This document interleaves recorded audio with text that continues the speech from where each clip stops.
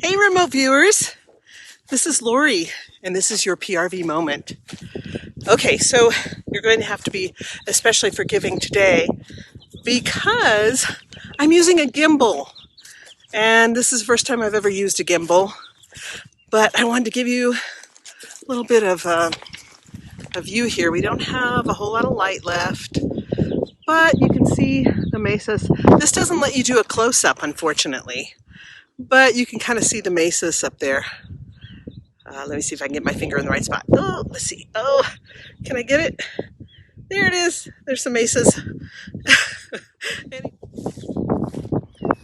I want to talk to you today about viewing biological targets.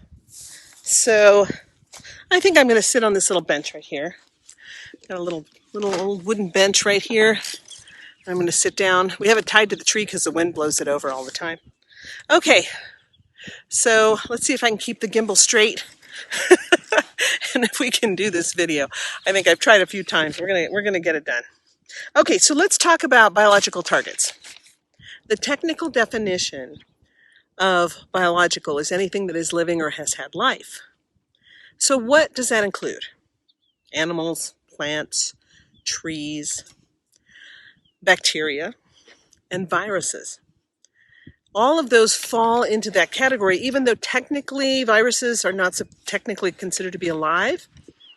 I think that in many ways they are. So I wouldn't know what other gestalt to include viruses under. But you have to realize that a lot of times when you're viewing a target and you get biological, a lot of times people immediately assume it has to be human. And many times, in fact, probably the majority of times, it is human. But what else is there about it? There's animals, there's plants, there's trees, there's grass. I mean, so many things could fall into the category of biological. So how can you tell when you're viewing?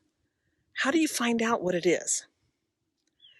Well, experience will guide you as to what feelings come up for you when you're viewing.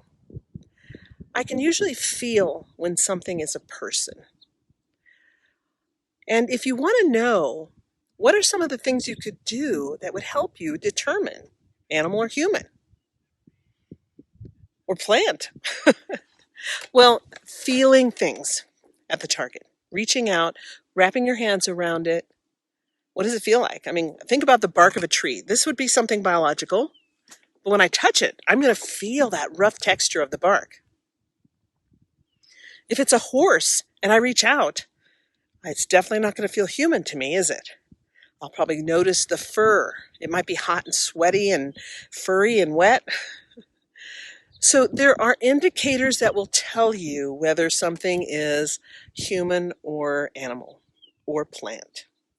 And so one of the things you do when you're working on a biological target is you want to reach out and you want to touch it. You want to see what the size is, how wide is it, how tall is it, what texture does it have when you touch it? Are you touching something cloth-like, or are you touching something skin-like, or are you touching something fur-like or plant-like? So we're going to be focusing on some biological targets, depending on when you're watching this, in your club PRV. Another little tip is if you have found something and you want to see what it is, you can create ideograms for animal, for human, and for plants. And then you can see which ideogram comes up for you when you're trying to determine whether what you're viewing is animal, human, or plant life. Now, what happens when you get to the microscopic level? Would you create an ideogram for microscopic? That might be a good idea as well, although I don't know how often you would need it. But still, you could. When you're describing something biological, always remember the basics. Colors, textures, temperatures, smells, sounds, tastes, size, shape, patterns, positions. Those are all things to consider when you're describing something biological. You should consider that no matter what you're describing, but remember that when you're describing the biological. And then last but not least, how many biologicals are at the target?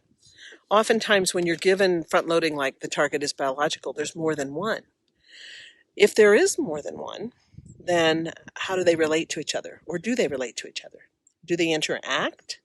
What is the relationship between the biologicals? You can also look at the relationship between the biologicals and the other gestalts at the target.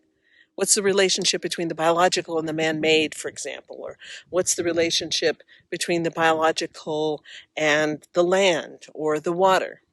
Okay, so this has been your PRV moment for this week. Thank you so much for joining me. I'm Lori Williams, and I'll see you next week.